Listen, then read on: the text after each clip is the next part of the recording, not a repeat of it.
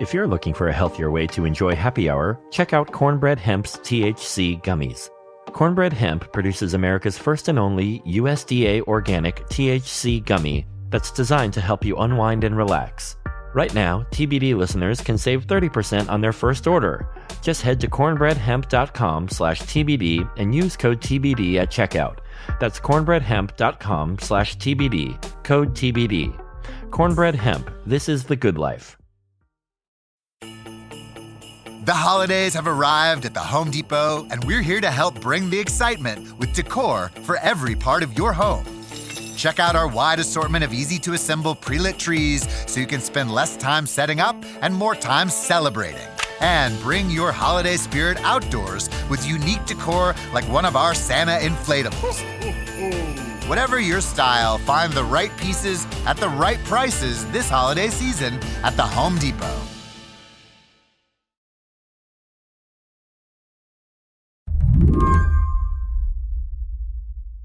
This might be an unfair question, but if you had to do some back of the envelope math, how many FOIA requests do you think you have filed in your lifetime?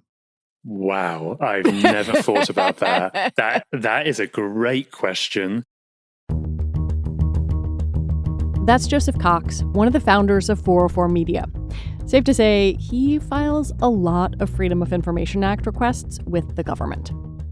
I definitely file at least 5 a week. So, it's maybe not every day, but on average, it's going to be about that, spread across. I've been a journalist for 10 years, probably doing that for 5 years. So somebody else can do the math who's listening. But it's a lot of FOIA requests and a lot of experience doing this over the years. Yeah, with varying levels of success, I would say. The Freedom of Information Act, FOIA, was first introduced in the shadow of the Cold War and in an era of rising government secrecy. And the central idea is that any person, citizen or not, can file a request with the U.S. government for public records.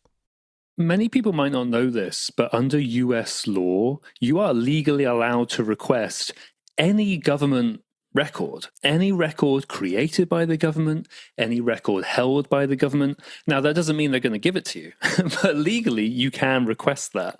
And journalists do this all the time for police reports or contracts with agencies. And agencies are supposed to provide a response around 20 days later. That almost never happens. They will often extend it again and again.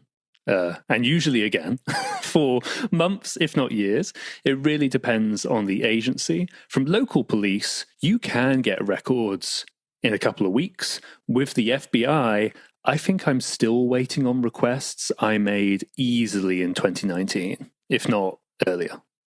A little over a year ago, Joseph filed a FOIA request with Immigration and Customs Enforcement for documents related to a $2 million contract that ICE has with a spyware company called Paragon. ICE basically didn't engage with me, did not really provide these necessary follow-ups they're supposed to do, and they haven't provided the records.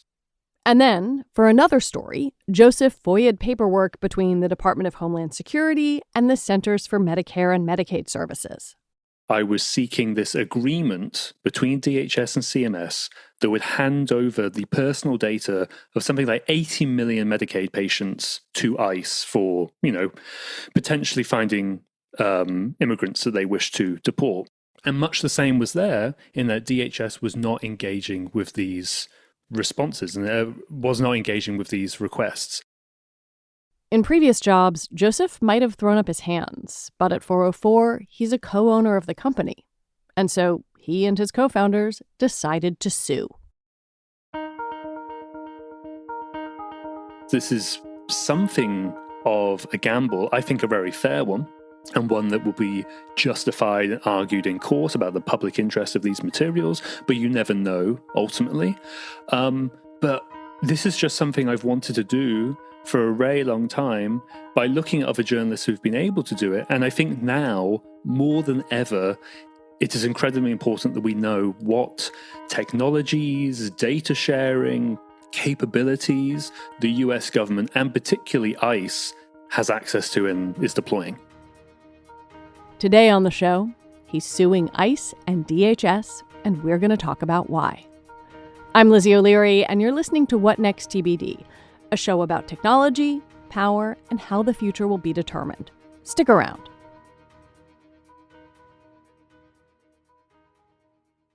This episode is brought to you by Saks Fifth Avenue. Saks Fifth Avenue makes it easy to get creative with your personal style and find the best arrivals for fall. Whether you're trying out the latest fashion trends or curating a closet that stands the test of time, Saks has you covered. Saks makes shopping feel personal. Their trusted in-store stylists are there to guide and inspire you, helping you find pieces that fit every aspect of your lifestyle. Prefer online shopping? Saks.com offers a curated selection tailored to your taste. From new arrivals by your favorite designers like Prada jackets and Gucci loafers to stylish pieces for your everyday needs. Whether it's date night, a vacation, a special occasion, or just lounging in style, Saks helps you find the perfect look for every occasion. If you want shopping to be fun and easy, then head to Saks Fifth Avenue for inspiring ways to elevate your personal style every day. This podcast is brought to you by Progressive Insurance. Fiscally responsible, financial geniuses, monetary magicians. These are things people say about drivers who switch their car insurance to Progressive and save hundreds. Because Progressive offers discounts for paying in full, owning a home, and more. Plus, you can count on their great customer service to help you when you need it. So your dollar goes a long way. Visit Progressive.com to see if you could save on car insurance. Progressive Casualty Insurance Company and Affiliates. Potential savings will vary, not available in all states or situations.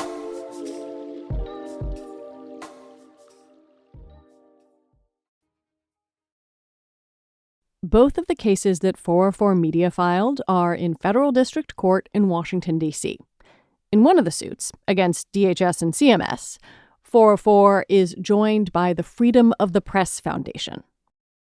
I want to take this interview and sort of separate it into two parts, the Department of Homeland Security suit and then the Immigration and Customs Enforcement suit. So let's start with the umbrella agency, DHS. The lawsuit that 404 filed stems from a data sharing agreement between DHS and the Centers for Medicare and Medicaid Services. Can you describe this agreement for us? Yeah, so a while ago, the Associated Press reported about this data sharing agreement between DHS and CMS. And the idea is that it would give ICE the ability to find the location of aliens. That's, their terminology. And that would include home addresses and ethnicities of these people who are signed up to Medicaid. And I believe the Associated Press has seen the agreement, and I think other outlets as well. But I think the public should see this document themselves because of the overriding public interest in that when people sign up to Medicaid, they don't think that information is going to be shared with ICE. Well, because it hasn't done traditionally. This is really paradigm shifting. And it's similar somewhat to the data sharing between IRS and ICE as well, where we've had these the Internal Revenue Service. Yes. We've had these agencies and these large databases often siloed away from one another because if IRS gives information to ICE, that can encourage undocumented people to not pay taxes, for example. And I guess the same or similar would apply to the Medicaid sign up as well, where, these people aren't going to be able to then get medical attention, whatever it may be. So we're searching and seeking access to that data sharing agreement because I think people should be able to see it themselves, not just people who are signed up to Medicaid specifically, but the wider American public to fully understand these services, these public services that you may or may not sign up to are now being shared with another agency for a completely different purpose. If you get a copy of the agreement, what do you think it could tell you? I think it could tell us in more specificity what data ICE is going to be getting, potentially the size of that data as well. And again, the Associated Press has reported some of these details, but I want to see that agreement for myself, and I hope that others will be able to see it as well. There's just something different when you can publish a document itself in black and white, and there's no denying it. There's no lying about it. There's no misleading about it. Anybody can log onto the internet, go onto the website or whatever, and see, wow, okay, this is what is actually happening. And we publish documents whenever we can. We get so many documents through Freedom of Information requests that we publish online, and I just feel like it enriches readers' understanding of whatever that story might be. And in this case, it's about DHS and CMS. Initially, CMS acknowledged your Freedom of Information Act requests, but never provided documentation. DHS never acknowledged the requests were received. Is that the way it usually goes? Usually, agencies will acknowledge, and then every few weeks, they'll send another message saying, sorry, we're still working on it. Here is us extending the deadline. That happens to me every single day, quite literally. It is rarer for an agency to acknowledge the request and then basically not do anything, which is what it appears CMS did, or in the case of DHS, not do anything whatsoever. Previously, in other administrations, DHS at least acknowledged these Freedom of Information Act requests. Now, of course, I'm speaking anecdotally. I don't have data on the number of requests that the agency is not acknowledging or not replying to. But, that stood out to me a bit. Traditionally, as you said, this information is siloed. It is kept, in one agency and they don't share with one another. The Trump administration would likely argue that this kind of data sharing allows DHS to do its job more effectively. What do you say to that? It might improve the effectiveness of ICE in finding the location of people it is trying to track down. That being said, it seems operations at the moment aren't exactly being done with a scalpel. When you have ICE officers going to an entire apartment building, pulling everybody out of there, including US citizens, and then separating people that they're searching for, that isn't precision targeting. That is going in with a much broader approach. And we don't know ultimately how ICE uses this sort of data. Like, are they going to use the Medicaid data to do very large searches, or is it going to be tailored? Same for the IRS stuff as well. If they would clarify how they're going to use that data, that would be, I think, very interesting and public interest to people as well. But we don't know that. And even irrespective, this sort of mass data sharing really threatens to, put the most vulnerable parts of the US society further underground. People are not going to pay taxes. People are not going to seek out healthcare as well. There are secondary effects to this data sharing beyond just the immigration enforcement part.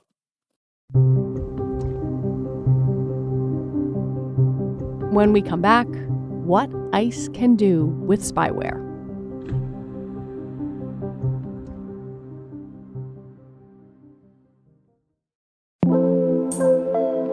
Looking to make a huge difference for your business? Check out Quo, formerly OpenPhone. It's the same business phone system you've heard before, just with a new name.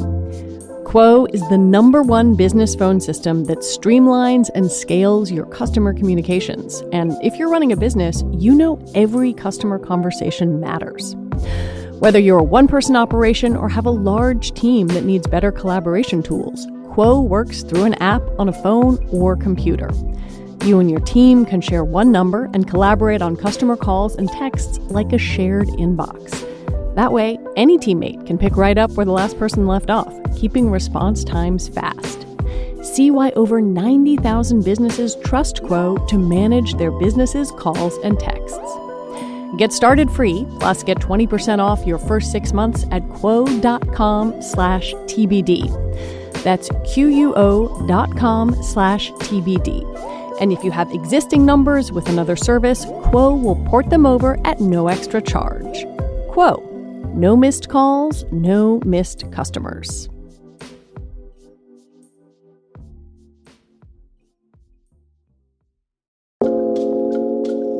Shape the future of enterprise AI with Agency, AGNTCY. Now an open-source Linux Foundation project, Agency is leading the way in establishing trusted identity and access management for the Internet of Agents.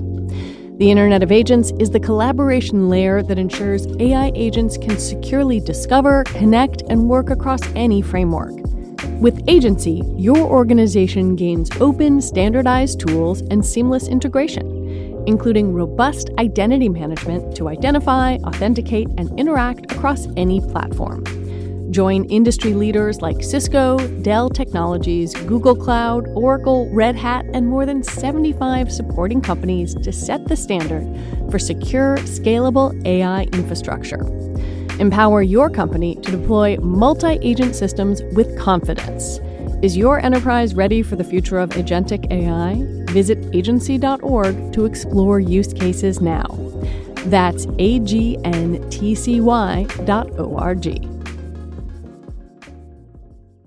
At Sierra, discover top workout gear at incredible prices, which might lead to another discovery. Your headphones haven't been connected this whole time. Awkward. Discover top brands at unexpectedly low prices. Sierra, let's get moving. Before the suit against DHS, 404 also sued ICE, which is I guess we can call it a sub-agency within DHS. Can you tell me what that suit stems from? So ICE, a couple of years ago, paid $2 million to a company called Paragon. Most people have probably never heard of Paragon, but they are somewhat infamous in the cybersecurity circles I run in and I cover. And they produce incredibly powerful malware, hacking tools for remotely breaking into mobile phones. And they can do this without the victim or the target even clicking on a link. How do they do it?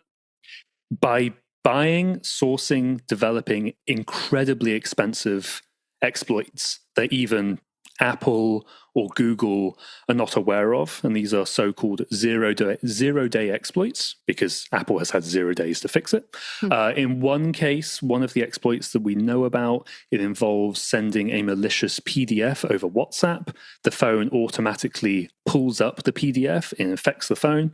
And then that gives Paragon, or rather Paragon's customer, access to all of these messages on the phone that would usually be encrypted, stuff like Signal, stuff like WhatsApp, iMessage, whatever. And that is why law enforcement agencies are using tools like Paragon. Another company listeners may be familiar with is NSO Group.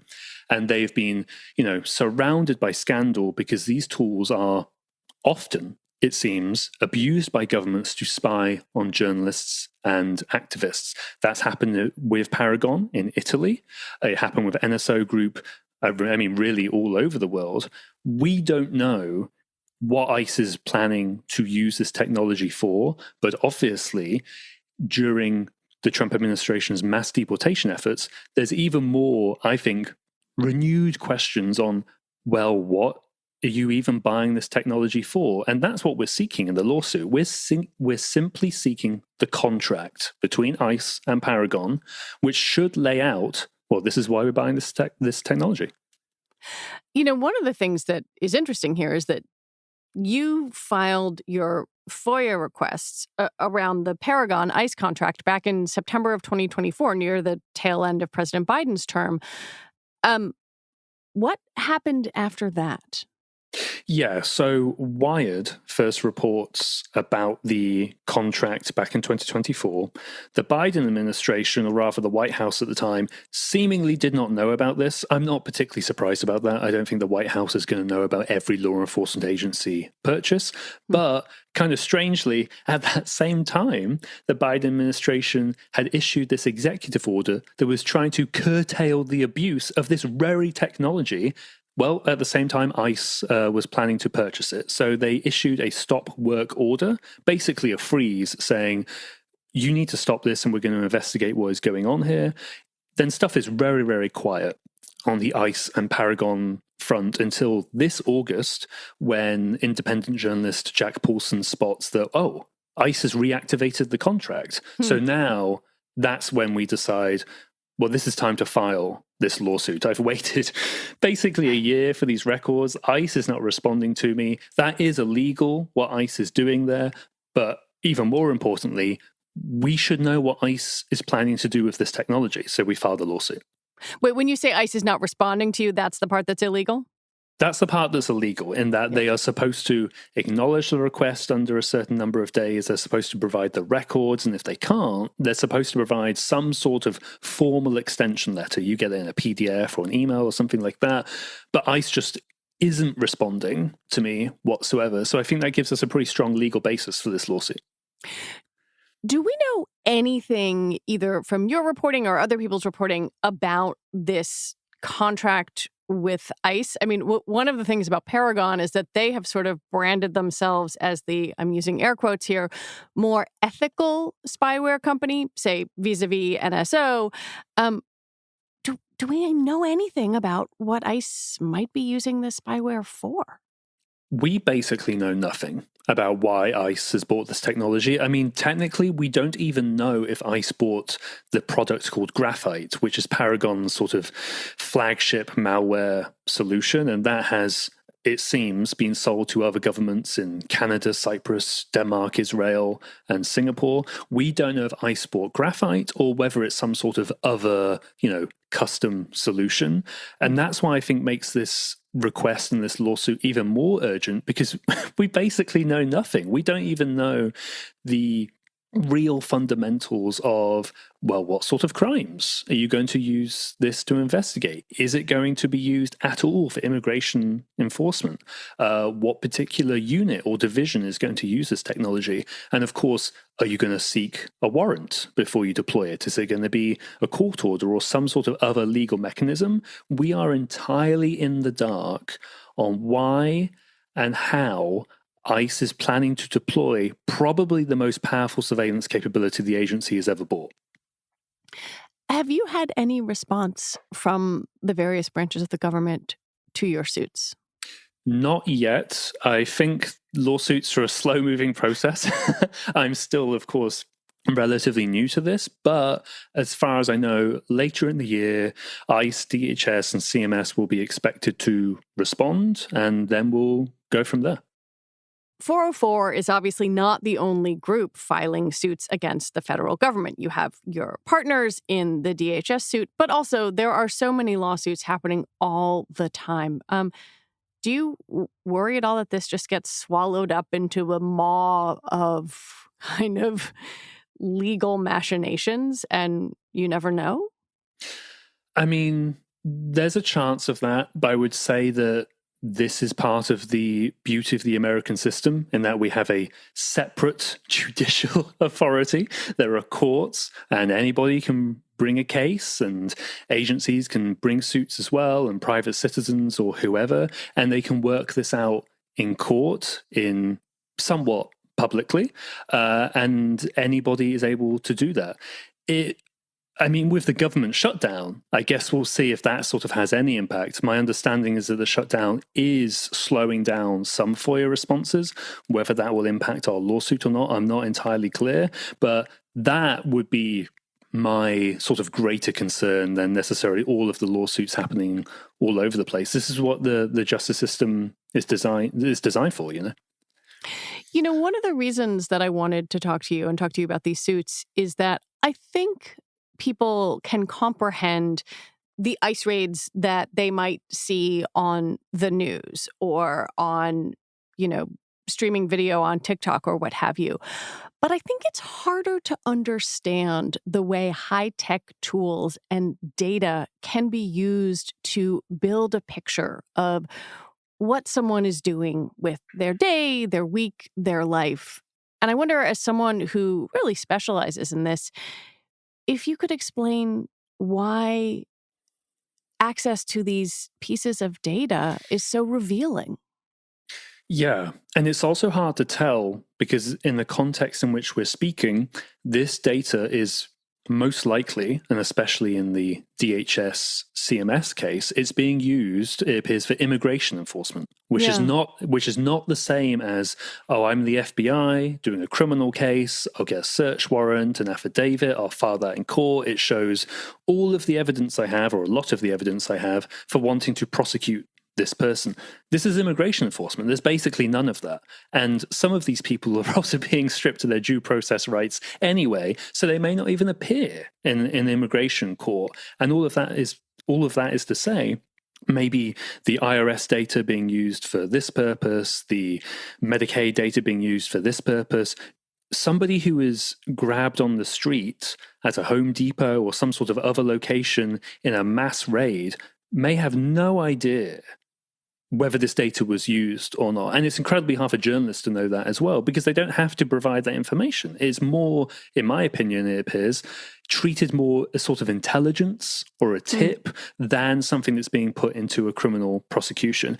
And as for, ordinary listeners and why it's important, I mean, it's just such a black box of trying to understand how the government is acting, what they're doing exactly. I mean, we see the consequences of it. We see the people on the streets putting people into vans or grabbing people or whatever. You see the end consequence of it, but how they sometimes get to that point is unclear, but data is involved somewhere along that supply chain.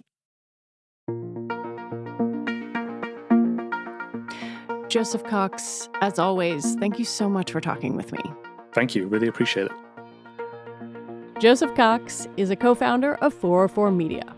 We reached out to DHS for comment, but did not hear back by recording time. All right, that is it for our show today. What Next TBD is produced by Patrick Fort and Evan Campbell, with a little help from Madeline Ducharme. Paige Osborne is the senior supervising producer for What Next and What Next TBD. Mia Lobel is the executive producer here at Slate, and TBD is part of the larger What Next family. And if you want to listen to another great Slate podcast, sort of a companion to this one, go back and listen to Thursday's episode of What Next. It's all about who is signing up to join ICE. All right, we'll be back on Sunday with another episode. I'm Lizzie O'Leary. Thanks for listening.